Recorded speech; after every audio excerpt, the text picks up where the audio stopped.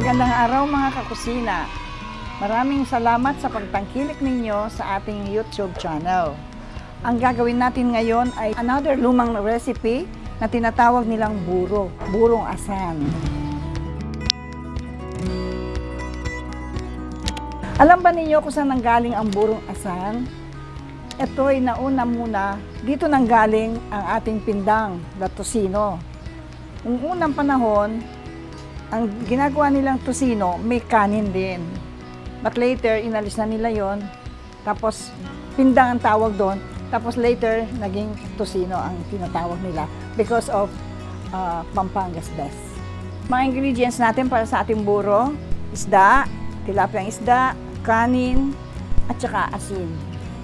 Ang gagawin natin ngayon, sprinkle natin ng asin ang ating isda. Kung ano mang klaseng isda ang napili natin. Sprinkle na natin yung ating bowl. Tsaka natin siya ilagay. Kuha tayo ng kanin.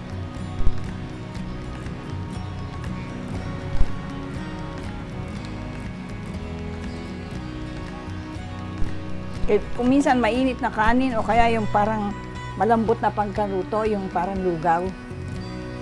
Konting asin. Tapos yung isda.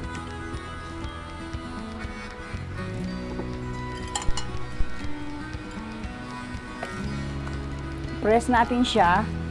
At yung remaining na kanin.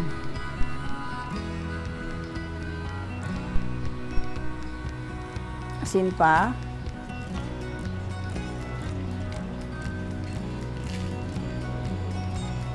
Tapos i-press natin ganyan. Kung gusto na nating luto kaagad, iwanan lang natin sa room temperature. Pero kung hindi pa natin kailangan, bayaan mo muna siyang overnight sa labas, sa room temperature. Pagkatapos lagay mo na sa ref hanggang for future use. 3 to 4 days ang fermentation nito. Yung iba ginagawa nilang 1 week, pero may magandang amoy na siya pagka ganun. So after this, itatali na natin siya.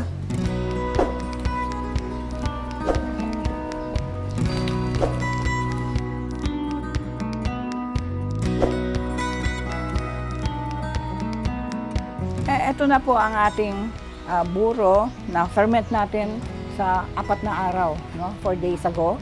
Pagka second day po ng ating fermentation, alisin natin yung takip at alisin natin din yung liquid ng ating buro. Pagkatapos nun, ibalik natin uli hanggang 4th day o kung kailan mo kailangan, no? Pero kung hindi mo pa siya lulutuin, ilagay mo po siya sa isang bote at saka mo itakpan. Ngayon, huwag kang matakot kung may kulapo, may mga molds. Alisin mo lang yon at saka may press na naman. Okay pa rin po yun. Sa mga kasama nating kakusina naman sa ibang bansa, siyempre hindi masyadong mainit doon, matagal ang fermentation. Maaari rin kung gusto mo yung amoy ng ating buro dito sa probinsya, maaaring dagdagan ninyong konting daing o kaya tuyo yung inyong mixture para may konting magandang amoy. Lulutuin na natin ang ating buro. Ang mga ingredients natin ay ang bawang, sibuyas, kamatis, luya, white wine, at saka salt kung kailangan pa. Konting tubig.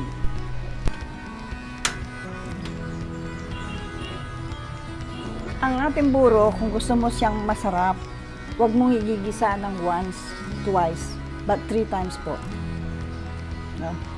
Ito ang first stage ng ating nagigisa.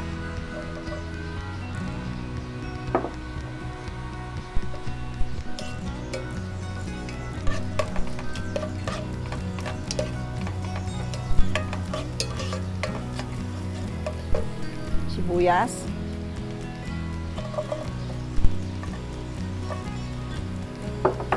luya,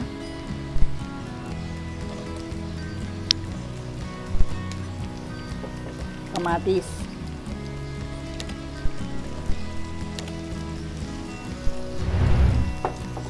Yan.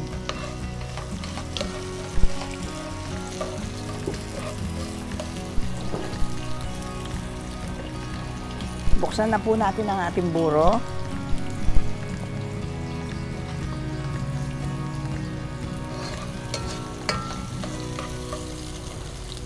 Ito na po itsura ng ating buro, no, after 4 days. Parang naging lugaw na yung kanin, no?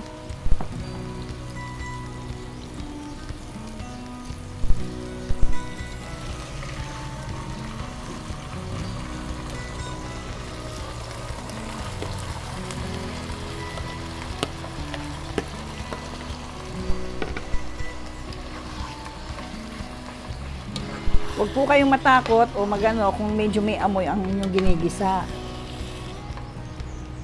Normal lang po yan sa buro.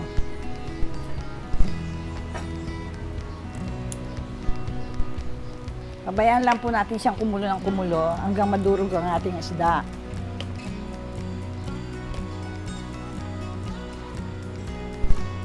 Patuyuin natin siyang konti.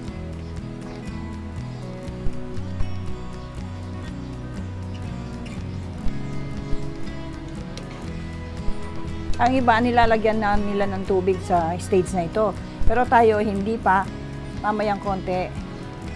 Doon natin siya ilalagyan. Patuyuin muna natin.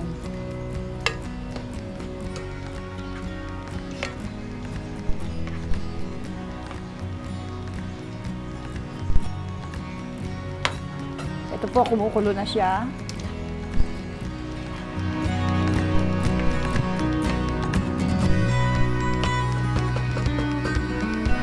Po, maglalagay tayo ng white wine para yung amoy na mabango, aalis po siya, mababawasan.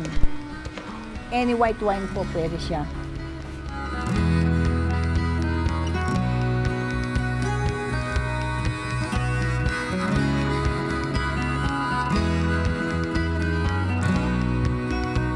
Gigisahan natin uli siya.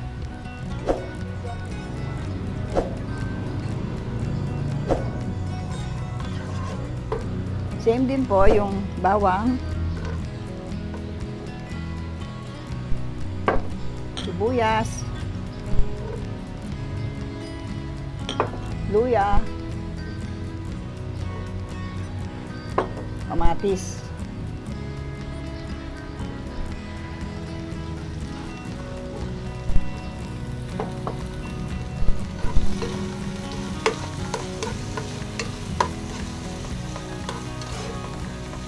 Kung hindi pa po natin siya i-serve, maaaring palamigin mo muna siya at saka mo na muna itatago rin. Pero kapag sinerve mo na, kailangan mag-isa ka uli. Ito po ay sariling version lang po ni Atsing Lilian. Yung iba, hindi ko alam kung paano nila ginagawa. Pero based through experiences, ganito pong ginagawa ko.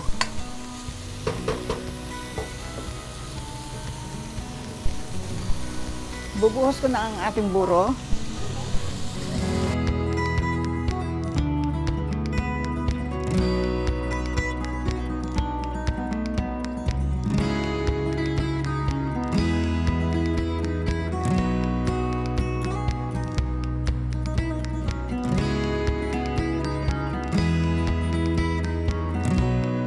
Same din pong lahat ang gagamitin natin proseso.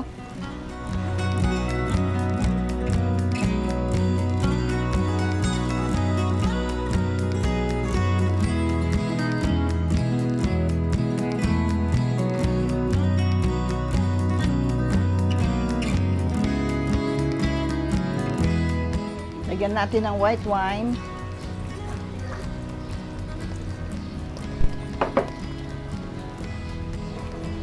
Ang purpose po nun, para maalis yung magandang amoy ng ating buro.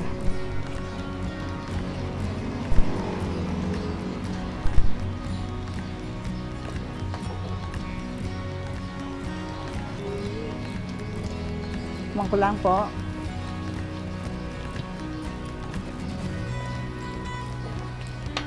Para medyo matabang.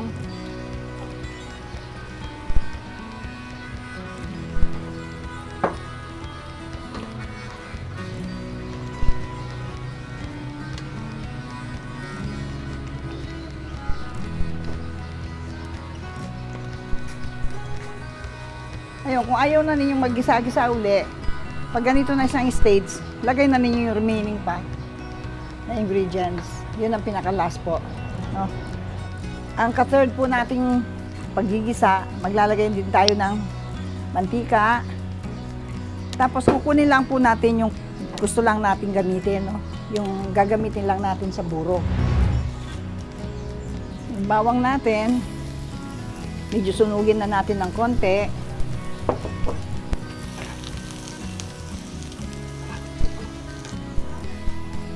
Yung ating sibuyas.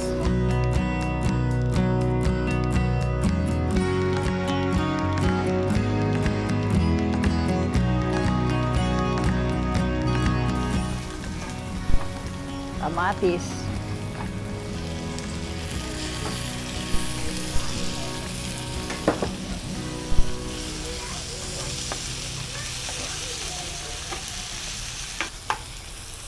Tsaka na po natin lagay ang ating buro. Kumuha lang ako ng konting portion, yung kailangan lang natin ngayon.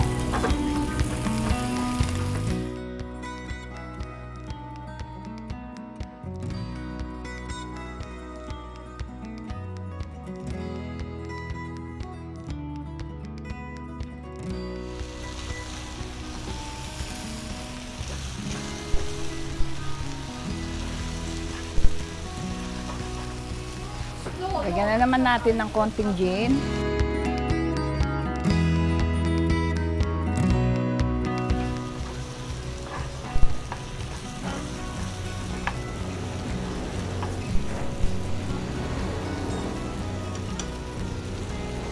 Wala na po siya ng magandang amoy. Nawala na po.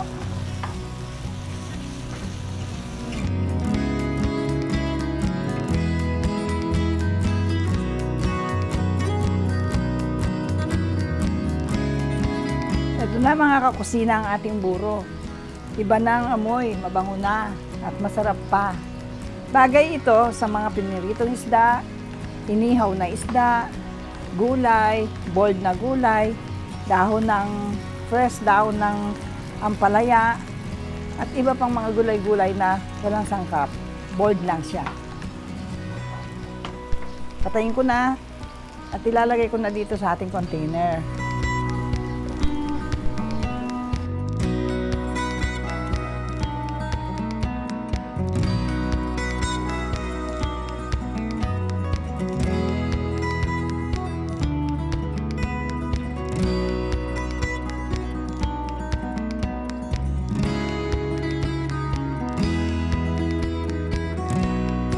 Mga kakusina, ito na ang ating finished product ng buro na na-process at naluto.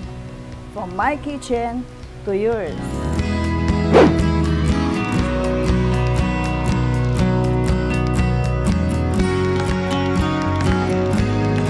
For more exciting recipes mga kakusina, don't forget to like, subscribe, share, and click the notification bell.